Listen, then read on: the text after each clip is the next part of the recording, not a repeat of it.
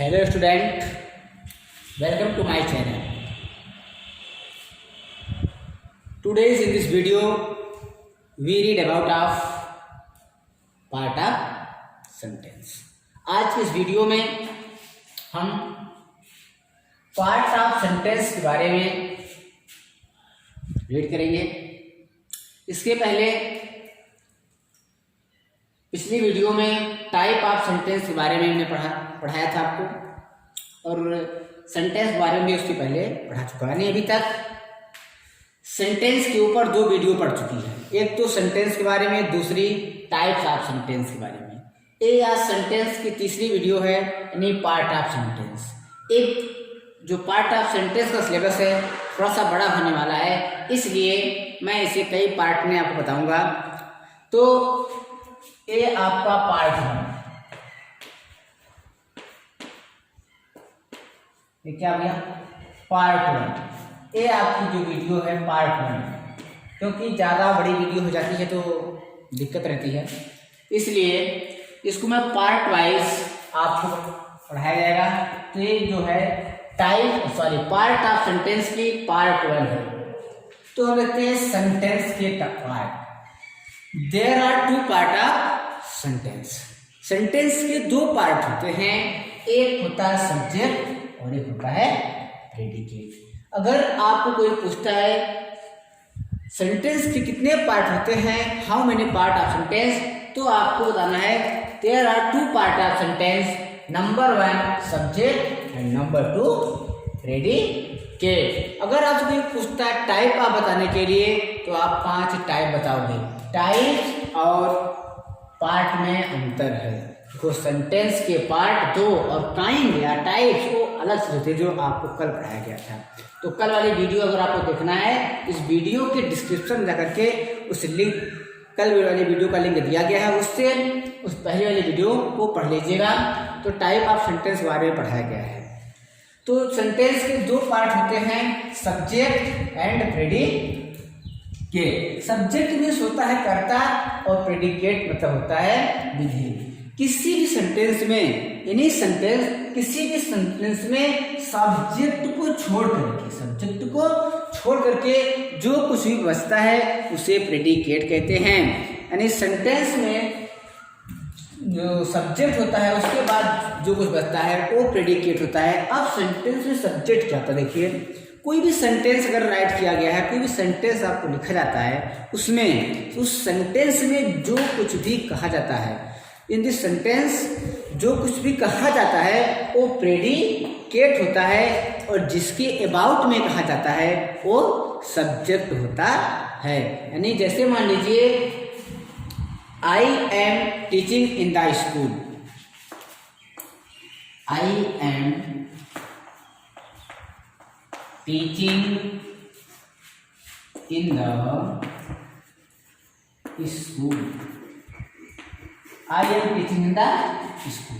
Example के तौर पे I am teaching in the school, ये सेंटेंस है। अब देखना सेंटेंस में क्या कहा जा रहा है।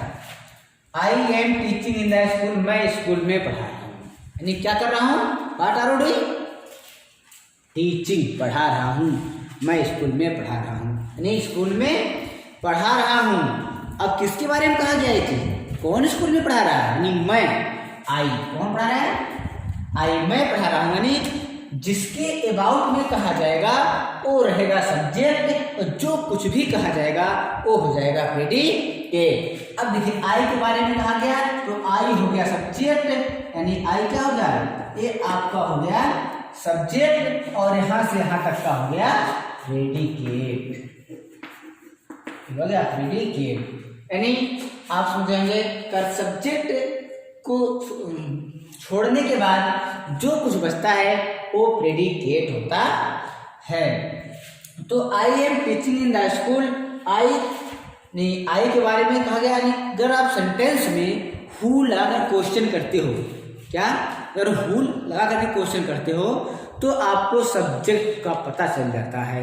देखा क्या, who is teaching in the school, school में कौन पढ़ा रहा है, तो स्कूल में मैं पढ़ा रहा हूँ। आई am teaching in the school, तो आई क्या हो गया सब्जेक्ट और बाकी सब predicate. I hope understand subject and predicate. ऐसा नहीं कि सब्जेक्ट अकेला होता है, ऐसा भी नहीं है कि सब्जेक्ट अकेला होता है, सब्जेक्ट के भी पार्ट होते हैं, सब्जेक्ट भी एक वर्ड से ज़्यादा हो सकता है। यानी से आई भी तो वन ही वर्ड है, यानी सब्जेक्ट भी एक word, more than one word, more than two word, यानी एक वर्ड टू वर्ड से भी ज़्यादा हो सकता है। ये नहीं कि सब्जेक्ट केवल एक ही वर्ड का होता है, ऐसा नहीं है। मैं अभी आपको सेंटेंस के पार्ट बताया हूँ, इसके बाद सब्जेक्ट के पार्ट आप पढ़ेंगे, फिर प्रेडिकेट के पार्ट पढ़ेंगे, एक एक करके हम सबके बारे में जानकारी लेंगे। अब देखिए, इसे अगर सब्जेक्ट है, सब्जेक्ट हो गया अकेला है कोई बात नहीं, लेकिन जो प्रेडिकेट है इतना बड़ा प्रेडिकेट है, तो प्रेडिकेट में जो आपको आता है वो चीज़ आपकी जो होती है उसमें हेल्पिंग, प्रेडिकेट में आपका हेल्पिंग वर्ब आता है, मेन वर्ब आता है, ऑब्जेक्ट आता है, कॉम्प्लीमेंट आता है, ये सब चीज़ें आती हैं। प्रेडिकेट के भी कई पार्ट होते हैं। तो अगर आप सेंटेंस के दो पार्ट समझ गए होंगे तो मैं सब्जेक्ट के पार्ट बताऊंगा। जैसे मान लीजिए सब्जेक्ट में जो है क्या है, सब्जेक्ट एक वर्ड से ज्यादा हो जाता है। जैसे माई फादर, मेरे पिता, अगर कोई शब्द बताता है क्या, माई फादर, अब देखिए माई फादर, मेरे पिता, my father is a teacher, या my father is going to Kanpur, देख लीजिए कानपुर। अब इसमें क्या है, सब्जेक्ट क्या है, तो who is going to Kanpur. हमने कहा ना सेंटेंस में यदि हु लगाओगे, हु लगा क्वेश्चन करोगे तो सब्जेक्ट का पता चलेगा। तो who is going to Kanpur, my father. या फिर आपको देखना किसके बारे में कहा जा रहा है, किसके बारे में कहा जा रहा है, माई फादर के बारे में कहा जा रहा है, यानी जिसके बारे में कहा जाएगा वो होता है सब्जेक्ट, जो कुछ कहा जाएगा वो होता है प्रेडिकेट। इसमें जो है आपका माई फादर, तो एक से ज्यादा है कि नहीं है, एक से ज्यादा वर्ड है ना। अब इसमें बताना कि फादर क्या है और माई क्या है, तो ये सब की जानकारी अभी मैं आपको उस बात तुरंत बताऊंगा कि पार्ट ऑफ सब्जेक्ट में इस सब्जेक्ट के कितने पार्ट होते हैं। सब्जेक्ट के मेन रूप से दो पार्ट होते हैं। कितने पार्ट होते हैं, दो पार्ट होते हैं। एक होता है क्वालिफायर और एक होता है हेड वर्ड। हेड वर्ड यानी मेन वर्ड। मेन वर्ड मतलब जैसे इसमें मेन क्या है, इसमें मेन क्या है, मेन है फादर। मेन क्या है, मेन है फादर। मेन वर्ड जो होता है एक नाउन हो सकता है या प्रोनाउन हो सकता है।